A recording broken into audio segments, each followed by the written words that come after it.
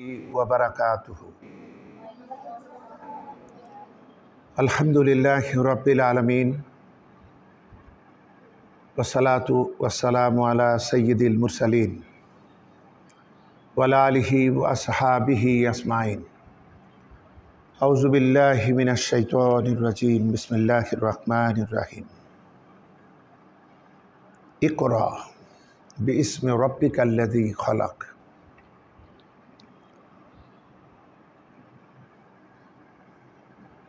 বালিকা হিফজুল কোরআন মাদ্রাসা লক্ষ্মীপুরের এই বন্যা দুর্গত এলাকায়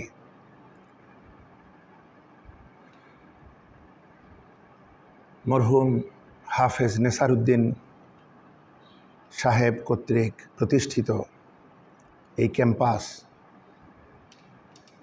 এই মাদ্রাসার আমার অত্যন্ত স্নেহাস্পদ, আমার সন্তানতুল্য মেয়েরা এবং তোমাদের সম্মানিত শিক্ষকবৃন্দ, আমরা সবাই আল্লাহ পাকের শুকরিয়া জানাই, যিনি এই কঠিন পরীক্ষার মধ্য দিয়ে আমাদেরকে আল্লাহ পাকের দ্বীন নিয়ে, কোরআন নিয়ে এগিয়ে চলার তৌফিক দিয়েছেন, আমাদেরকে অন্যদের তুলনায় নিরাপদে রেখেছেন, যার জন্য আমরা সুস্থতার সাথে আল্লাহ পাকের দেওয়া দ্বীনি দায়িত্ব পালন করতে পারছি। এজন্য আমরা বলি আলহামদুলিল্লাহ।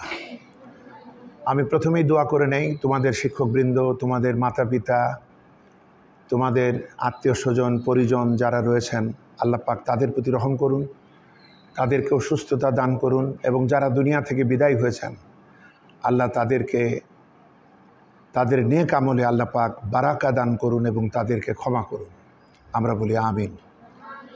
আমিও তোমরা নিষ্পাপ মানুষ, তোমাদের মাঝে এসেছি আসলে সেবার এক মহান ব্রত নিয়ে, যে আমি কিছু ঔষধ এবং চিকিৎসা সেবা নিয়ে এসেছি, যাতে তোমরা যারা আগামী দিনের ভবিষ্যৎ, তোমাদের জন্য একটু এক্সট্রা একটু শিক্ষামূলক কথা বলবো। আর অন্যদের ব্যাপারে, যেহেতু ব্যাপক জনগোষ্ঠী আর সবাই সবার ভাষা হয়তো আমি বুঝবো না, আঞ্চলিক ভাষা, আমি তাদেরকে চিকিৎসা দিয়েই ফিরব। আর তোমাদের জন্য কিছু হেদায়েতি কথা আমি বলবো। আল্লাহ পাক যেন সেই কথাগুলি থেকে আমাদেরকে দুনিয়া এবং আখিরাতে কল্যাণ দান করুন, আমিন। আমি তোমাদের সামনে শুরুতেই কোরআনে কারীমের সূরাতুল আলাক, যেটি মহাগ্রন্থ কোরআনে কারীমের ৯৬ নম্বর সূরার, এই সূরার প্রথম আয়াতটি তেলাওয়াত করেছি।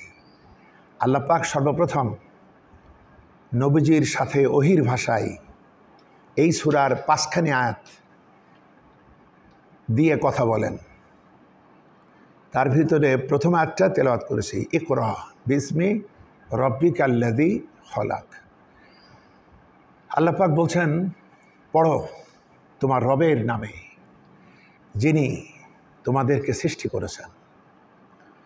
পড়াশোনাটা আসলে রব্বুল আলামিনের নাম দিয়েই শুরু হওয়া উচিত। আমাদের দেখো, কলেজ ইউনিভার্সিটি বহু জায়গায় পড়াশোনা আছে, কিন্তু সেখানে আল্লাহর নামে শুরু করা হয় না। মাত্র কদিন আগে এই যে আমাদের এই নতুন এই স্বাধীনতা, এর আগে শিক্ষা ব্যবস্থা যারা চালায় তারা মাদ্রাসাকেও নষ্ট করার কাজ করছে এবং স্কুল কলেজ ইউনিভার্সিটিকেও নষ্ট করার কাজ করেছে। এরা তো দীর্ঘকাল যাবৎ ওইসব জায়গায় শেখানো হয়েছে, তোমাদের আদি পুরুষ আদম হাওয়া না, তোমাদের আদি পুরুষ হলো বানর। যাতে আমরা বুঝতে পারি আমাদের মা বাপ যেহেতু বানর ছিল, সুতরাং আমাদের বেশি বেশি বাদরামি করা দরকার। এভাবে আমাদেরকে আমরা বানরের সন্তান বোঝানো হয়েছে। তোমরা কি আমার কথা বুঝতে পারছো? আচ্ছা। অথচ আল্লাহর কোরআন এবং সমস্ত নবী আমাদের শিখিয়েছেন প্রথম মানুষ আদম, এবং তার থেকে তার স্ত্রী আমাদের আম্মা হযরতে হাওয়া আলাইহিস সালাম, তাকে তৈরি করা হয়েছে এবং তাদের মাধ্যমে সারা পৃথিবীতে আল্লাহ পাক নর নারী ছড়িয়ে দিয়েছেন। তার মানে একটা জ্ঞানের আলোই আমাদের প্রথম ব্যক্তি দুজনকে তৈরি করা হলো। আর এরা আমাদের বুঝালো বানর। আরও কি বুঝালো, তোমাদের পূর্বপুরুষরা জঙ্গলে থাকতো, গাছের লতাপাতা খাইতো, মানে কত রকম হাবি যাবে যেটা একটা পশুর জীবনে ঘটে। এভাবে আমাদেরকে একটা পশুত্বের দিকে ধাবিত করালো।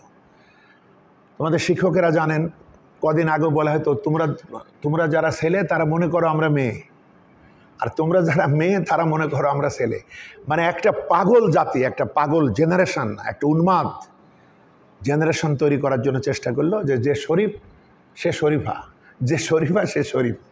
এভাবে একটা জগা খিচুড়ি জাতি তৈরি করার চেষ্টা করলো। আল্লাহর মেহেরবানি, আমাদের ভাইরা, আমাদের সন্তানেরা, আল্লাহ পাক নিজে ইচ্ছা করেছেন এই জাতিকে মুক্ত করবেন এই সমস্ত অভিশাপ থেকে, যে জগদ্দল পাথর জুলমের আকারে আমাদের উপর চেপে বসেছিল।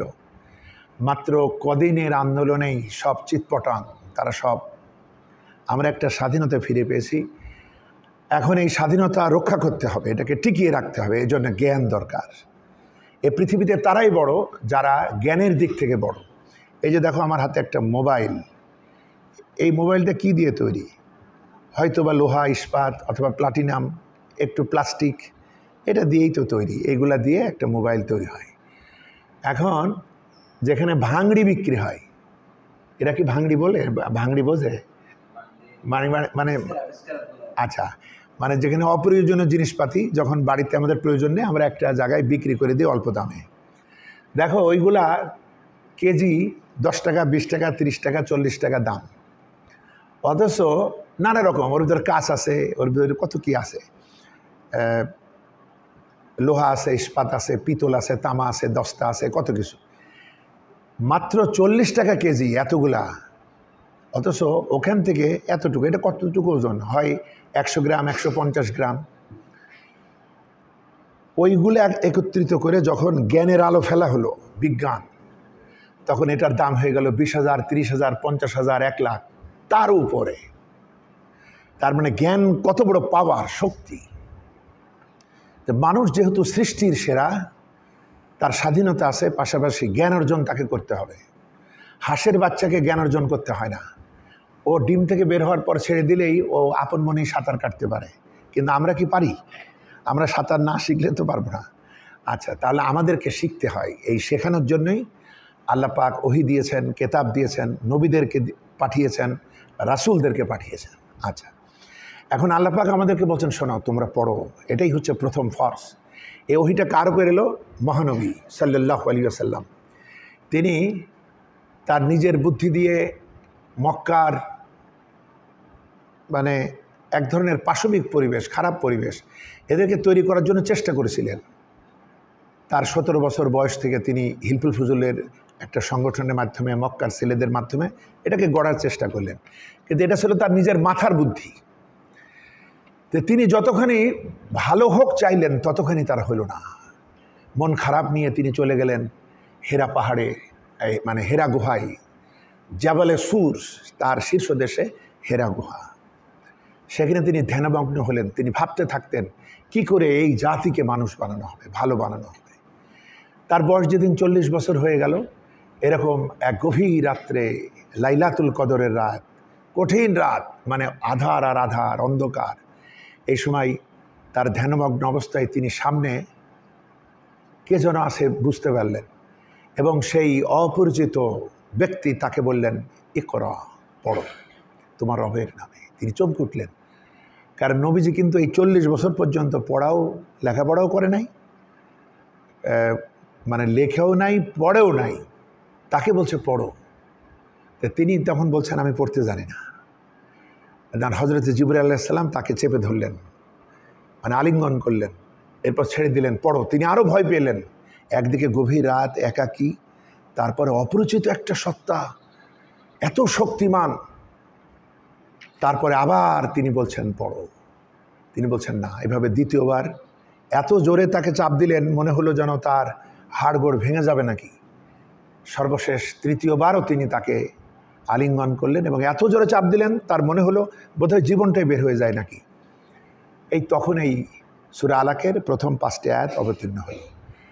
তো এখন আমাদের পড়তে বলা হলো, যে জাতি মুসলিমদেরকে প্রথমে পড়তে বলা হলো, আজকে আমাদের অধিকাংশই পড়ে না, যার কারণে এ শর্ট করে ও হেড করে। সারা পৃথিবীতে আমরা আজকে লাথি ঝাঁটা খাই, অপমানিত হই। শিক্ষা হলো আসল সৌন্দর্য এবং পাওয়ার এবং শক্তি। তো নবীজি এখানে এই 5খানি আয়াত দেওয়ার পরেই হযরতে জিবরিল আলাইহিস সালাম অদৃশ্য হয়ে গেলেন এবং নবীজি ভয়ে কাঁপতে কাঁপতে, তার স্ত্রী ছিলেন আমাদের আম্মাজান হযরতে খাদিজা তুল কুবরা রাদিয়াল্লাহু তাআলা আনহা, তার কাছে এলেন।